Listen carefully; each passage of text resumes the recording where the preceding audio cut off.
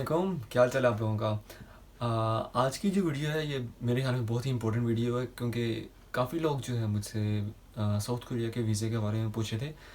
तो आज मैं एक तफसीलन एक वीडियो बना रहा हूँ दोबारा। एक मैंने पहले भी वीडियो बनाई थी कि साउथ कोरिया के जो है विजिट वीज़ा के लिए कैसे अप्लाई करते हैं, लेकिन उसके अंदर में भी थोड़ी सी इन्फॉर्मेशन मिसिंग थी। लेकिन अभी क्योंकि मेरी अपनी फैमिली कोरिया आई थी, जैसा कि आप लोगों ने अभी देखा है वीडियो में, तो मेरी पूरी फैमिली, मेरे अम्मी अब्बू थे, छोटे बहन भाई थे, मेरे मामू मामी सब पूरे आए थे कोरिया में। तो फिर मैंने सोचा कि आपको एक मज़ीद तफसीलन वीडियो बना के मैं बता देता हूँ कि कौन सी डॉक्यूमेंट्स रिक्वायर होती हैं, क्या प्रोसेस होता है, कैसे अप्लाई करते हैं। तो सबसे पहले, खैर अगेन सबसे पहले जो मैं बात हमेशा कहता हूँ कि यूट्यूब जो है अगर आप देखो तो बहुत सी वीडियोस मिलेंगी आप लोगों को, लेकिन गाइस कभी भी सिर्फ वीडियो देख के उसी के ऊपर एतबार कर लेना काफ़ी नहीं है। आपने ख़ुद अपनी रिसर्च भी करनी होती है। इवन जो मैं बात कर रहा हूँ, हो सकता है जब आप वीडियो देखें तो वो मे बी 1 माह बाद देखें, 2 माह बाद देखें तो कुछ डिफरेंस हो मेरी बातों में और जो रिक्वायरमेंट्स अपडेटेड हों।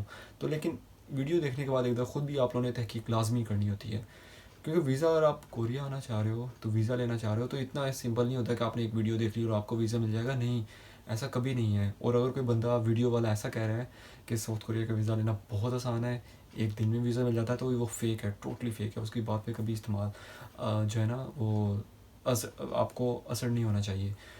कुछ लोग हैं जो बहुत अच्छी वीडियोस बनाते हैं, एक कमर है, एक भाई हैं, उनकी वीडियोस मैं देख रहा था, वो बहुत अच्छी वीडियो बनाते हैं।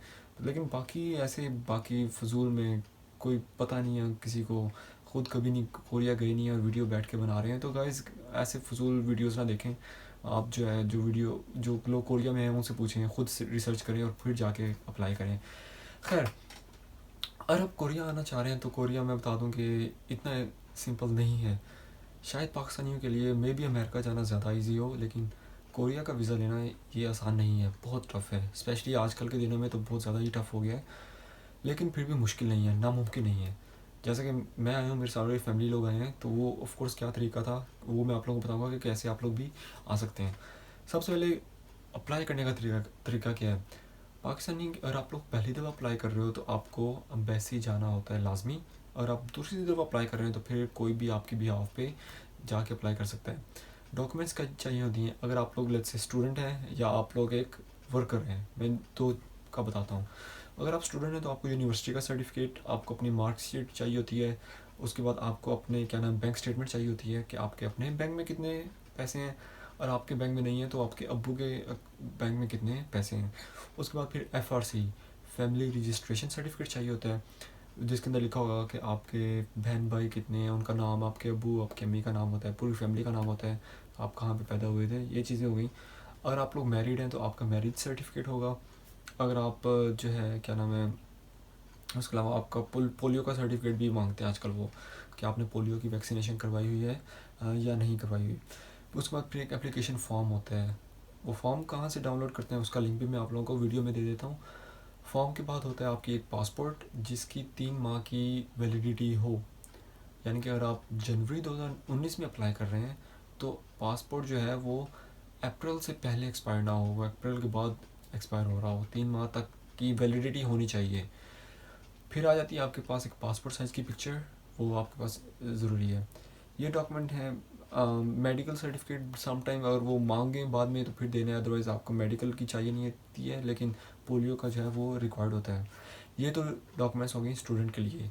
जो होते हैं वर्कर और बिजनेस मैन कह लें, या जो पाकिस्तान में किसी जॉब कर रहे हैं, उनके लिए ये होता है कि उन लोगों ने अपने जॉब का सर्टिफिकेट लाजमी लगाना होता है, साथ में अपनी इनकम, अपना बैंक बैलेंस, और क्या नाम है कि दोबारा आप वापस आएंगे तो वो प्रूफ होता है कि आप, कंपनी वाले आपको एक सर्टिफिकेट बना के देते हैं कि ये हमारे पास काम कर रहा है और ये is a good employee, all the stuff. खैर, बैंक स्टेटमेंट मैं तो कहूँगा कि 6-7 लाख लाजमी हो आपके बैंक में। और ये ना हो कि वो बस 2 दिन पहले ट्रांसफ़र हुआ, वो नहीं, वो लाइक ए कॉन्टीन्यूस ट्रांजेक्शन हो रही हो आपके बैंक अकाउंट में। तो 6-7 लाख लाजमी होना चाहिए बैंक अकाउंट में before you apply for the visa. खैर, ये सारी डॉक्यूमेंट हो गई। तो ये सारे डॉक्यूमेंट लेके आप जाते हैं, वैसे ही आप जाके अप्लाई करते हैं। तो लेकिन सबसे जो मज़े, जो इम्पोर्टेंट बात है, सबसे ज़रूरी बात, जो अक्सर लोग नहीं बता रहे होते, कि वो चीज़ अगर आपके पास ना हो तो आपको वीज़ा नहीं मिलने वाला। सबसे ज़रूरी बात है वो है आपके पास इनविटेशन लेटर होना चाहिए।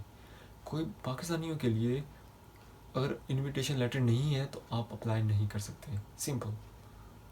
एक और तरीके होता है, कुछ लोग एजेंटों के थ्रू जाते हैं, लेकिन ऑफ कोर्स एजेंट भी इनविटेशन लेटर जमा कराते हैं, लेकिन वो लोग आपसे 14-15 लाख रुपया चार्ज करते हैं, जो कि मैं कभी नहीं कहूँगा कि ऐसा करें।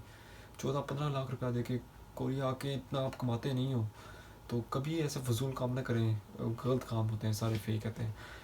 लेकिन दूसरा ये है कि आपको, दूसरा इनविटेशन की जो मैं बात करूँ, आपको कोरिया के अंदर कोई पाकिस्तानी जो वर्कर ना हो, जिसके पास E9 वीज़ा ना हो, स्टूडेंट हो या जॉब करो किसी कंपनी में, लाइक मैं अभी किसी कंपनी में काम कर रहा हूँ, तो किसी कोई कंपनी में जॉब करो वो ठीक है, या कोई स्टूडेंट हो वो आपको भी इनविटेशन भेज सकते हैं, या कोई कोरियन नेशनल हो, कोई कोरिया का रेजिडेंट जो है वो आपको इनविटेशन भेजता है। इनविटेशन लेटर वो भी मैं लिंक आपको वीडियो के नीचे डिस्क्रिप्शन में दे देता हूँ।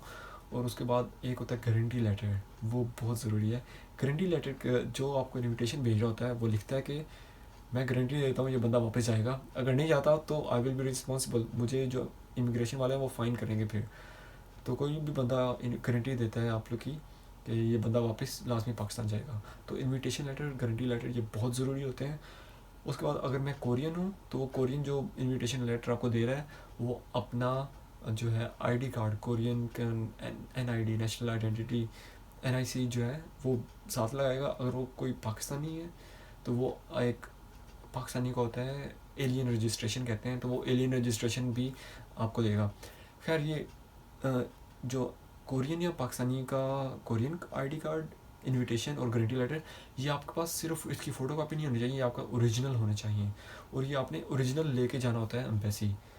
तो ओरिजिनल से ये क्या बुरा होता है कि जो बंदा कोरिया में होगा वो आपको यहाँ से फैक्स करे, TCS करेगा या DHL करेगा पाकिस्तान, और फिर सारे डॉक्यूमेंट लेके आप जाते हैं एम्बेसी। तो गाइस अगर आपके पास इनविटेशन लेटर और गारंटी लेटर हो तो फिर डेफिनेटली आपको वीज़ा मिल जाएगा। मेरे यानी कि अम्मी अब्बू और मामू मामी सबका जो मैंने अप्लाई किया था उन सबको मिल गया था। तो अगर आपके पास इनविटेशन लेटर है तो आपको डेफिनेटली वीज़ा मिल जाएगा। लेकिन इनविटेशन लेटर के बगैर रियली बहुत मुश्किल है, मेरा नहीं ख्याल कोई चांस हो, अनलेस एंड अनटिल आपके पासपोर्ट के ऊपर अमेरिका, UK का और शेंजन वीज़ा, ऑस्ट्रेलिया, न्यूजीलैंड का वीज़ा और पता हो कि आप वाकई ट्रैवलर हो, और वो चीज़ें ना हो तो फिर वीज़ा मिलना बहुत मुश्किल है, बहुत मुश्किल है। तो इनविटेशन लेटर मस्ट है। खैर ये चीज़ें लेके आप जाते एम्बेसी जाके अप्लाई करते हो, और 3-4 दिन के बाद पता लग जाता है कि आपको वीज़ा अप्रूव हो गया या नहीं हुआ। आप ऑनलाइन भी चेक कर सकते हो, और उसके अलावा आप अगर इस्लामाबाद में या पेशावर वाली साइड पे हो, पंजाब वाली साइड पे, तो you will go to embassy in Islamabad. अगर आप हो सिंध वाली साइड पे तो आप उनकी काउंसुलेट में जाके अप्लाई करते हैं। तो ये प्रोसेस है गाइस, इसके अलावा कोई शॉर्टकट नहीं है। ये नहीं है कि आप जो है ना 2 लाख भरो और आज वीज़ा मिल जाता है, ऐसा कोई शॉर्टकट नहीं है। कोई फेक काम नहीं करना कभी आप लोगों ने, ये सिंपल तरीका है। तो फाइंड समवन, कोई पाकिस्तानी को ढूंढे शायद जो आपको हेल्प कर ले, जो जिसको ज़रूरत हो पाकिस्तानी वर्करों की, उससे बात करें, शायद वो आपको इनविटेशन लेटर भेज दे। अदरवाइज़ कोई दोस्त हो जो यहाँ स्टूडेंट हो वो आपको बुला सकता है। तो ये तरीका है कोरिया आने का। उसके अलावा अगर आप, मेरे ख्याल में कोई आपको कहे कि मैं आपको बुला लेता हूँ ऐसे फजूल में लालच दे के, तो वो फेक काम होगा। फेक काम कभी ऐसे मे भी आप पैसे देने हो बंदा गायब हो जाए, तो ऐसा काम कभी ना कीजिएगा। किसी जानने वाले से लाजमी इनविटेशन लेटर, गारंटी लेटर मंगवाइएगा।